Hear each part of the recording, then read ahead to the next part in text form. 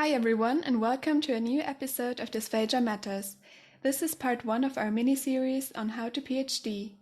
Our aim was to collect helpful information on how to start and complete a PhD, finding a project, a mentor, funding, and so much more.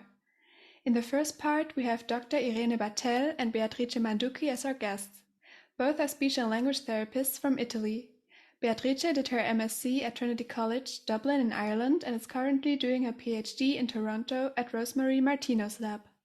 Irene did her MSc at the University of Melbourne in Australia and has just recently finished her PhD at Trinity College. Congratulations, Irene! So both have lots of experiences on how to PhD.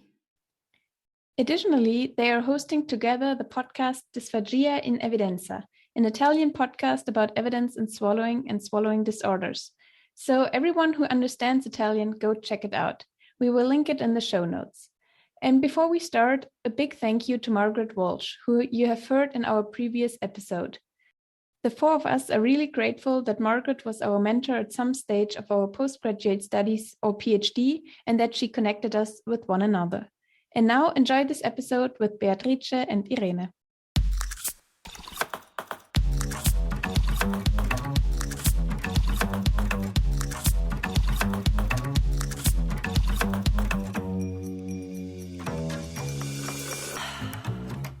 Hi Beatrice and Irene, welcome and thanks so much for coming on our podcast. Hello everyone, it's a pleasure to be here. I'm Beatrice. And this is Irene. Thanks so much. It's really nice to have the opportunity to talk to you today. And maybe to start, would you mind explaining briefly what your PhD is, respectively was about? So I'm currently on the third year of my PhD, third year out of 4, because I'm doing my PhD in Canada, where the length is 4 years. I'm specialized in dysphagia, of course, and my PhD is specific on the head and neck cancer population.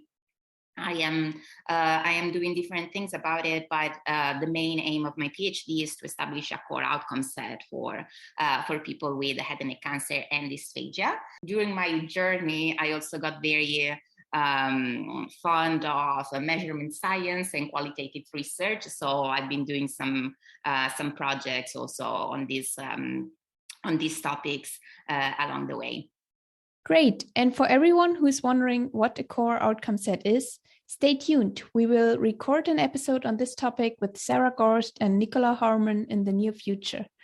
So Irene, what was your PhD about? Yes, okay. I complete my PhD at the Trinity College of Dublin under the supervision of Margaret Walsh. And my research comprised 3 key components. First of all, a systematic review on the use of biofeedback in Parkinson population. And then I complete a feasibility study on the use of biofeedback, surf-unity biofeedback on Parkinson disease. And so it was basically like the use of biofeedback for like as an augmentative tools for dysphagia population and Parkinson population. Your topics are quite different, but both interesting, of course. But let's start from the beginning. What was it like prior to starting your PhD? How did you know that you wanted to do a PhD in the first place? So I was a clinician. Spoiler, both Irene and I are from Italy, if you didn't understood it from our accent yet. So we trained there, but well, I'm going to tell my story. I was a clinician in Italy, and I was working with head and neck cancer and dysphagia. And as I was working, I felt that I had so many questions that were left unanswered, and so many things that I wanted to learn, to read in the literature, but I didn't really have the means to do that. And unfortunately, in our bachelor degree in Italy, we don't have many, actually none, research method courses or anything like that. So for me, it was really a blank space in my education. So I decided to start a master of research at Trinity College, where I met a lot of people are friends to me now, including Irene. and including Margaret Walsh, who was my supervisor at the time. And as I started my master, I didn't even know what a PhD was. But then, of course, it's something that you get exposed to. And as I finished my master, I got so passionate and fond of research that I thought that I really wanted to keep going, especially because I had this very clear goal in my mind that I wanted to improve practice for head and neck cancer patients. So I really had a very motivating factor for me to keep going with research. And another thing, to be honest, to be very honest, I thought that even if I missed practicing a lot at the time, I thought that it was a great moment for me, the sweet spot to start a PhD right away, because I mean, probably we will talk about this later on, but it's a very tough journey, and certainly requires a lot of energy and a lot of motivation. That I thought that I would use that spiel, that sprint that I had right after my master to start and keep going with my education. Yeah, I agree with you, Beatrice. And my idea of doing a PhD was, let's say, sold abroad. At the beginning, I used to work as a speech and language therapist in a rehabilitation hospital, which was specialized in research. But I felt really that I don't have any information regarding research methodological. And another thing, there were not really speech and language therapists who were doing research. So I decided to really move abroad. I spent 8 months at the McGilly Huckabee lab in New Zealand, Professor McGilly Huckabee. And at that time, there were really, really important professor now that they were completing a PhD at the time. So I met, for example, Anna Myerson. She was about to submit her PhD. I met Phoebe. She was Phoebe McRae, Dr. Phoebe McRae. She was about to leave New Zealand for her postdoc fellow. And I remember a beautiful discussion with Dr. Osha Sella. And I think that the idea of doing PhD was with her. She really she put me in the seed of doing a PhD. And once she was driving in Christchurch, New Zealand, we were doing, well, Christchurch at the time had a huge earthquake. So we were driving in these holes and bumps. And at the time she stopped and she said something like that. Doing a PhD is a huge commitment. You need to be 100% sure, because if you start doubting at the early stages, you are lost, because there are going to be lots of moments where you want to quit everything. So and then I have a beautiful, really interesting discussion with McGilly Huckabee, because at the time I thought, okay, I can do research in Italy without doing a PhD, and she said no. Because let's be clear, in Italy, just few speech and language therapists has a PhD. It's really hard to do it, right, Bea? It's not really common, and it's something that only, let's say, physicians are doing. So McGilly said, no, you need to change mentality. You need to change the way speech and language therapy works and be passionate of doing research, because research helps also clinicians, help your clinical practice. So I think that she was really the one who pushed me to start doing a PhD. Then, yes, I had also a Master of Science, but I think the idea of complete this huge commitment was there in New Zealand. That's a really nice story. I like the take-home message just in the very beginning. What kinds of preparations did you do before starting your PhD? Okay, I complete, as I said, a Master of Science, but I started to writing papers, and I was included in some research. So I started to really to put the hands in the research lab and start to understand more regarding dysphagia and how I could complete a research study. So from my perspective was more just to be part of the lab or carry out a research study. And you, Bea? Yeah, I totally come from a similar place from Irene, because I also had, as I mentioned before, I also did first my Master of Science, which is the one that really introduced me to research, made me understand what that means. They gave me the strong foundation, first motivational foundation, and of course theoretical foundation. And then I worked for 1 year as research assistant as a Trinity Dysphagia Center. That also something that really helped me build that, motivation. And for sure, and to build a little bit more my curriculum then to start my PhD. And another thing, probably we will talk about the difference between Europe and North America doctoral degree, but I just wanted to introduce one, the fact that in North America, we need to do multiple courses as part of our PhD. So like the first year is just the research methods courses, which is great because for whomever doesn't have that type of solid theoretical basis, it's certainly very, very critical. Yeah, you're saying that if you didn't have that much theory on research in the bachelor and or master's degree, then it's really necessary to catch up on that, unless you have these courses like you do in North America. Yeah, and that's, I guess, that one of the main differences that the PhDs in North America are so long, like longer, 1 year longer, because the first year you're not doing any research. You're just writing your proposal and you're doing the courses. So I guess that is the main difference. Yeah. And would you say that also, or would you say that you need clinical experiences as well beforehand? As you said, Beatrice, for example, you did it right after your master's. But I think, Irene, you worked a little in between, didn't you? Yeah, I did. Yeah. So what are your thoughts on that? Do you think this is necessary, helpful as a preparation, or not really? I think that me and Irene have different opinions about it. So I'm going to let you go first. Okay. I think that depends on the topic of your PhD, actually.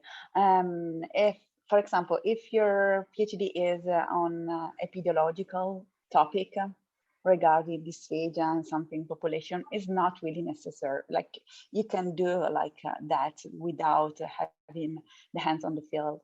But if you are doing something really with the population, you are a principal investigator of one treatment, of one assessment, well, at that time you need to be confident to build a relationship with the patient. So that's why I think it's really important coming from the clinical field. Saying that, I think that is not really mandatory. It's not something that it's more important that you know methodological topics and know how to carry out a research, know statistics a little bit. Those are really mandatory for carry out a PhD. So what do you think, Bea? No, actually, I think the same. I thought that she would have said, no, clinical, yeah. No. So I totally agree with you. Personally, I didn't have a long experience with clinical practice because before entering into research, but I had that foot on the ground. And every time that, I read a paper or I start thinking about problems and things like that, I always think back of, okay, how would that impact that patient that I saw, or and so on. So I guess that is important. But again, you don't need necessarily to have a very long clinical experience in order to develop research questions. That's what I think. One thing that is important, though, is that throughout the education, the master education, if it's possible, the PhD education as well, it is very important to have some check-in points with reality. So like to have either, I don't know, a part-time appointment, or if it's too complicated, maybe just casual appointments and see patients every now and then, because I think that that's the fuel to keep going. And as well as like when there was a period during my PhD, that was the very first year and part of the second because of COVID, that I didn't see patients for a year and a half. And I was completely stuck with writing the discussion of a paper because I didn't really know like how to integrate things. I didn't really know what to think. Like the clinical implications. Exactly. And then when I started like seeing patients again, okay, this is what it means. All right, this is how it can be impactful for the clinical practice and not just research practice. And by starting seeing patients after so long, like my head populated with so many other questions. So I guess that checking points with reality is always important. So it's not really mandatory, but it's definitely helpful to have at least a little bit of clinical experience. Yeah, totally. Yeah. And how did you find your topic? How could you make that choice? I was really lucky because I could make my choice. And Maggie Lee introduced me to Margaret Walsh. And as soon as I met her, I thought she's the one. That's beautiful. Okay, so because Maggie Lee, I came to Europe to present her study using self-image biofeedback, and the start from BISCUIT. So I asked Margaret to carry out a PhD on self-image biofeedback on swallowing, and she agreed suddenly. So I was really, really lucky. But it's not always like that, and it depends on your supervisor. Maybe you have another point of view. Yeah, I had a different experience, and I think that this is one of the two different paths that choosing a PhD can go. So you can either have a topic yourself that you choose, so a story that you want to explore, and then you need to find a supervisor for that. Or you find the supervisor, a person you want to work with, and then that person has already a project in mind or helps you develop a project. So these are, I guess, the main different path. For what happened for me is that I had a general project in mind. I knew that I wanted to work with prophylactic therapy in head and neck. I knew that I was interested into qualitative research, and I had a sort of project in the back of my mind. But things worked very well for me because I was working as research assistant at Trinity Dysphagia Center, and I was with Margaret Walsh. We started talking about starting a project together. But in the meantime, what happened is that Dr. Rosemary Martino, who is my current supervisor, was looking for a PhD student for a project that was really matching with all my interests and with what I had in mind. So for me, that was just the perfect marriage of thoughts and personalities and everything. And regardless being in Canada, oh boy, I decided to do this because it was just the perfect match for my interest. So it was a project that she had in mind, and fortunately was aligned with mine. But yeah, I was lucky on that sense. So luck is always important in either way. Yeah, also for the next question, luck is also important, I guess, because it's about funding. How did you get funding for your PhDs? My PhD was not really funded. I awarded a department scholarship, which cover half of the fees, university fees. What else did you have for costs of living then? Great question. I used to work as a clinician in Italy. Full-time? Full-time. Wow. So you did your PhD part-time and you were working full-time, is that it? Yes. And how did that work out for you? Margaret was really kind with me because of this. If I remember, it was a nightmare. And sometimes I look back and say, how could I handle all these problem at work?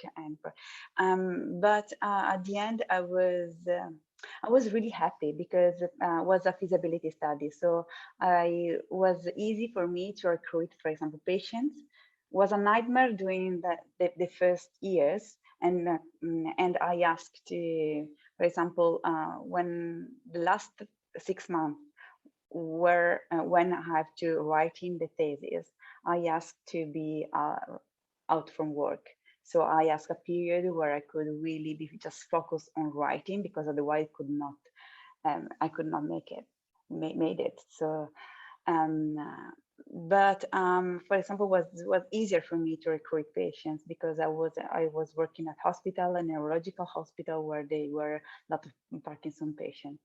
Sometimes I miss, to just be focused on one thing, because my mind was always to switch off work, turn on research, reading article, and then again. So it was that kind of thing that maybe I not completely enjoying doing a PhD.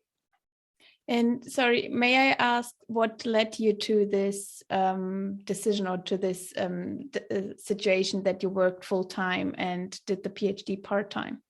Okay, because I need money to live. So there was not any funding, and at the time I really also enjoy working at the hospital, in a neurorehabilitation hospital. So it was really hard for me to leave also the job. But basically, you needed to work full time for the costs of living, and you couldn't find any other funding at that time. At that time, yes. Okay. My research on funding was not huge, so I started to look at just few, and there was not any chance that I could win that scholarship. So I decided, okay, I keep working is the easy way to do it. But maybe if I return back, I would spend more time on looking at funding and maybe be more focused. So maybe asking help, have a scholarship for a PhD. Okay, that's helpful information or advice, I think, for people who are thinking about starting a PhD. So what was it like for you, Beatrice? Yeah, so I had a very different experience because I am... So I guess that the story that Ira told you is it's like the classic story of like the dog that bites his own tail. So if you don't have money, then you need to work, so you don't have enough time to look for money, and so you don't have money, and that's how the system unfortunately works, and that's why it's so wrong. And one of the reasons why I wanted to try another system, that is the North American one. So when I was looking for when I was thinking I would start my PhD in Europe, I was looking for funding before starting the PhD, and more specifically I was writing a grant. And so what does that mean? It means writing the proposal for a project for a specific from a specific, and to be funded from a specific institution. So of course I was working with cancer, so the institution that I was looking funding for was the Irish Cancer Society, for example. So you're looking ahead for money to fund the entire length of your PhD, or that's the case of a grant, but like in case of scholarship, maybe just part of it. So that's how it generally would work when you look for money ahead.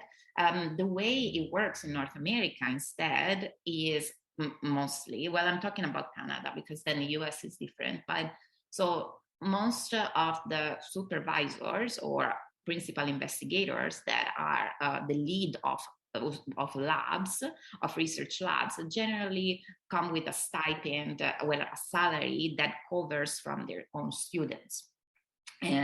So what it means that they can hire a certain amount of students per year, and then they can cover the tuition as well as a monthly, yearly salary.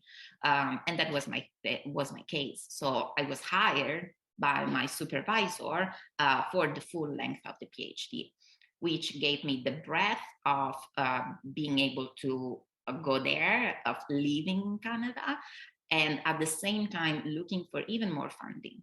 So looking for scholarships, looking for awards, and of course that gives you even a higher chance to put some money in your pocket, because I mean, of course, like the student life is hard, right? So that's, I guess that is very helpful to have that basis to start from, of course. And differently from Europe, in the North American system, there are so many funding opportunity for that are meritocratic. So, I did this, and that, so I should deserve this and that. And there are many opportunities for that. And another thing that I want to add, we haven't talked yet about, is like the academic life, like the PhD life comes also with the rest of the academic life, at least here. So when you do a PhD, generally, you also take on different responsibilities that a professor would. So you start teaching as well. And then you start being part of organizational committees and stuff like that, which really gives you an exposure of, okay, so if you're going that path and you really take the full academic path, then this is what is going, like you have to expect this. Which for me, for example, was very cool, because I love teaching. I love like organizing things and take on like a policy type of things. But yeah, that's another aspect of it. You've already mentioned a few things that you're also doing besides your main PhD project. Are there any other tasks that you're doing or that you did? I can mention a couple of things more. So it's really the way it's organized, the system here. So like I'm part of a lab, meaning that I go to every day to the office, of course, apart from the COVID. Usually you would in a normal world. In a normal world, I would go to the office 9 to 5, my buddies, meaning like with the other PhD students and the master students and the staff of the lab. So I would go with there's the lab manager, there are the research coordinators, the research assistants, and then there are different, as well as different collaborators to the lab. For example, I don't know, the financial manager or the statistician that every now and then would come. And everybody works on their own things, of course, but as we work as a unit, we do a lot of meetings. And generally in our meetings, we talk about like ongoing projects of the different people, including my projects, because I get a lot of help from other people in the lab on my own project. So there's also that thing, that the spirit of collaboration, if you will, that is on a daily basis. Is really working together towards it. And then of course, like you are the lead of your own projects, but you also take part to other projects. And then, as I was mentioning, like on an everyday life, then there are many other things going on. For example, Lira and I started, as you did, hosting a podcast in Italian for Italian SLPs, because I mean, there's some knowledge and then there are some information that we are collecting as part of our everyday life that we would like to share with other people. So, Irene, you have just completed your PhD. Congratulations again. And Beatrice, you're about to in not that long time. What do you want to do, or what are you going to do after the completion of your PhD? Do you already know? Well, that's a $1 million question. I honestly, I'm not sure. I haven't yet decided what I want to do. In general, this is a path that I really loved, and I think that I really want to take advantage of it as much as I can, and stay in the academic and research life as long as I feel like it. Therefore, I think that I will try to get a postdoc position in another lab, so I can now get some real independence on how to lead a project, and at the same time have mentorship from yet another person. because that's a very important thing. Like working with different persons throughout your life is really an enriching experience. I have many mentors that I've had since I started my career, and they are all are being pivotal and are still very important for me throughout my decisions. And I'm very grateful that I went from person to person throughout this journey. So I think that I will yet find another mentor to keep going and develop even more independence on this. Okay, good plans. What about you, Irene? I have a really beautiful news. I've recently got a postdoc fellowship at the University of Milan, and I'm starting to collaborate with the Cochrane Rehabilitation Group. Cochrane Rehabilitation Group is a Cochrane field, and from the beginning aims to give evidence and value at the Cochrane at the rehabilitation intervention. At the moment, they are trying to define what is rehabilitation. They just published a beautiful definition of rehabilitation, which includes really a multimodal and patient-centered intervention. I think this really gives the value of our intervention. So I've just started a new adventure. Nice. That's really cool. Congratulations. If I may, when I started my PhD, I had no idea what were the different opportunities afterwards. So I can mention a couple now that I'm more in the midst of it, and I know that doing a PhD doesn't mean that you're necessarily going to become a professor. Yes, of course, one of the most current paths is become an academic, but that's also a very competitive field because there are not so many positions, a tenure position. Tenure is a permanent contract of professorship. Meaning that you start as a junior professor, and then you keep going and in the ranking, so you become assistant, associate, and then full professor, but it's an open-ended contract.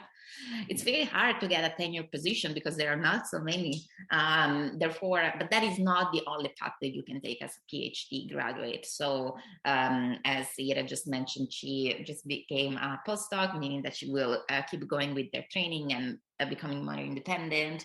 But then many people end up working in a hospital as clinical scientists, meaning that they have clinical appointments and at the same time research appointments within that institution. So they do part-time clinicians and part-time research within that institution. So it's a very actually cool position because you can do research and have access to patients 24/7. And then there are also, a thing that I didn't know, there are positions for PhD graduate also in the industry, which means that you work for companies. It could be pharmaceutical, could be technological, and then you work as either a consultant or a research associate, for example. So there are actually many paths that exist, but they are not so well known, at least not to me before I started.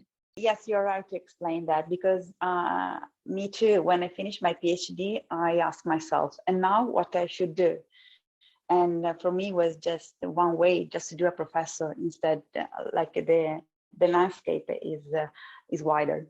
Yeah, thank you so much for outlining what possibilities there are afterwards. But also, I think it's helpful to know that you don't necessarily need to know that beforehand, or that at least you two didn't know or don't know it. So it's a little comforting, I guess, to know at least you need to be motivated and you need to know what the PhD brings you, what it means, what amount of work is waiting for you. But then also you don't necessarily have to worry about what's coming afterwards. As usually, like you said, you need a little bit of luck, but then there are many different opportunities that you can decide on whether in which direction you would like to go. Totally agree. It's very hard to tell in advance. So you need, as I said, you need to know why you're going into this in terms of what motivates you to keep educating yourself. But planning in advance what you want to do afterwards, it's very hard, and I think it's a very unique thing. So you just said that it's important to know why you're doing a PhD. Why? What would you say? Why is it worth it doing a PhD in our field specifically? Or maybe is it not? Yeah. I don't think we can leave this take-home message. Don't do a PhD. No, absolutely. I personally, I do think that is definitely the best decision that I've made for my career. I think that, but it's very, very person specific. So it's not one size fits all. In my case, I was very. I knew I liked research. I knew I liked the dysphagia as a field, and I knew that I wanted to have an impact for the population at large, for the head and neck cancer population at large. Thus, I was lucky that the PhD met all these expectations, because it's not banal. But so I was lucky under this point of view. But for me, it was 100% worth it, because I came from a place where I had those check boxes to check, if that makes sense. Although on the other hand, I think that if people just start PhD because, I don't know, they're just trying to still figure out what they want to do with their life. So, okay, I'm going to start PhD, so I'm going to buy 5 more years, or, because I think that the title will help me in life. It's certainly one thing that one can do, but I don't know if in the long term will be worth sacrificing so many hours and so many years of your life just for a title. Yeah, definitely. And you've already said a little who you would recommend doing a PhD for and who you wouldn't. Are there any other criteria where you would say a PhD would be suitable for this specific person, but not for this one? If you don't like sitting in the chair in front of the screen and reading a lot of articles, then the PhD is not suitable for you. But if you really enjoy reading articles and framing research questions and go above and behind the articles, then a PhD is really good for you. That sounds like really clear advice. Thank you. Oh, if I can say something about this. Definitely, go ahead. So if you told me 6 years ago, when I was a clinician full-time, do you like sitting in front of a computer reading articles? I would have told you absolutely not. Like, this is not me, this is not my life, and I hate it. But that's why what I said at the very beginning, it was like the midpoint where I had some exposure to research before getting my PhD, that helped me understand, okay, even if inside my heart I'm a full clinician 100%, I also I enjoy and see the value of sitting in front of a computer and read articles. And it's something that I wasn't expecting, because I'm a very dynamic person. I enjoy being in the hospital from 8 in the morning, 8 in the evening, and I wasn't expecting this for me, but it worked out, because then I got fond of it as I was doing it. So I guess that is not really black and white. It's something that you can also develop. Would you agree, Irene? Yeah, absolutely. Yes, indeed. Yes. Okay, and the last question. What are your top tips for people who are just about to start the whole PhD process?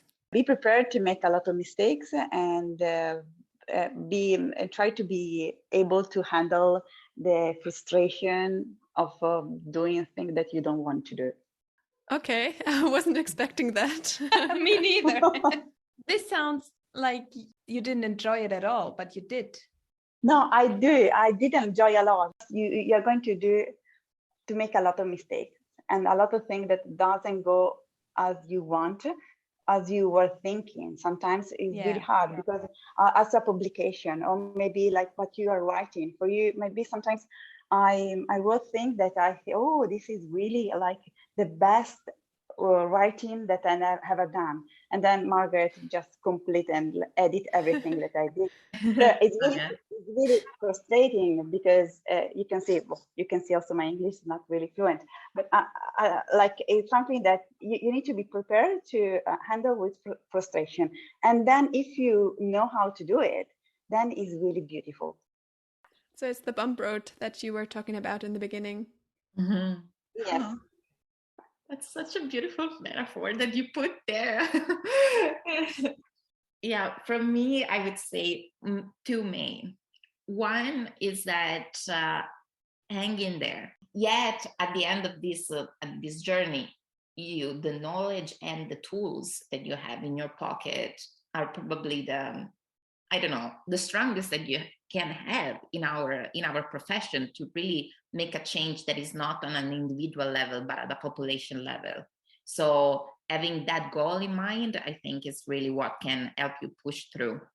And another thing is the supervisor is the most important part of your PhD.